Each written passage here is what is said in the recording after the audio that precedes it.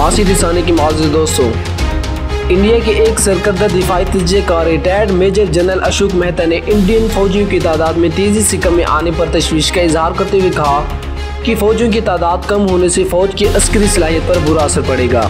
Indian के एक सरकर्दा अखबार इंडियन एक्सप्रेस में शेयर एक मजमून में उन्होंने लिखा कि कोरोना की वबाई बीमारी के दौरान यानी 2019 से जून 2022 तक 3 साल के अरसे में फौज में जवानों की कोई भर्ती नहीं की गई, जिससे बड़ी फौज की मजमूई तादाद 1,80,000 फौजियों की कमी वाक़ई हो गई है। जून 2022 से फौजियों की भर्ती के अग्निवीर नामी नए कानून के तहत 40,000 जवानों को मखसूस मुद्दत के लिए फौज में भर्ती किया गया। साबिक मेजर जनरल अशोक मेहता ने लिखा है कि फौज के एहलकारों में राइट साइजिंग यानी ज़रूरत के मुताबिक फौजी नफरी रखने की बात हो रही है।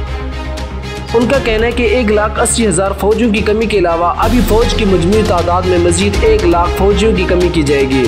उनके बकौल इंटीग्रेटेड डिफेंस स्टाफ के हेड क्वार्टर्स ने गुज़िश्ता महीने हुक्म जारी किया है कि मुस्लिह अफवाज के सभी शोबों में मौजूदा नफरियों की तादाद में 10% मजीद कमी की जाए।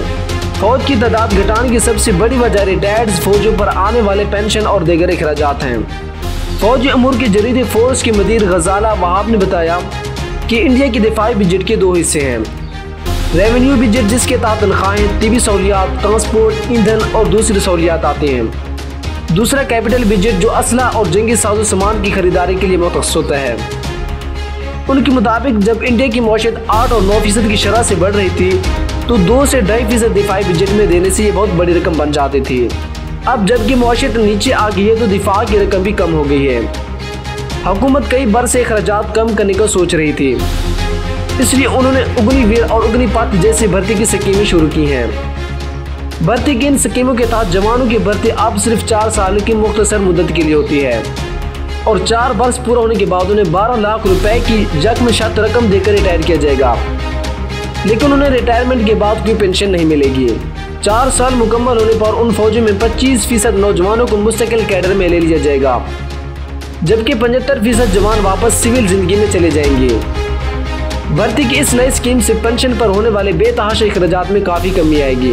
इंडियन फौज से हर वर्ष 70,000 फौजी जवान सबकदोश होते हैं। रिटायरमेंट पर इन फौजियों की औसत उम्र 37 वर्ष होती है, जबकि इंडिया में शहरों की औसत उम्र 70 से 75 वर्ष के दरमियान है, जिसका साथ से मतलब ये है कि 37 साल की उम्र में रिटायर होने वाले एक फौजी को लगभग 35 से 40 वर्ष तक पेंशन देनी होती है, जबकि उन्हें और उनकी फैमिली को दी जाने वाली तिबी और तमाम दीगर सहूलियात इससे अलग हैं।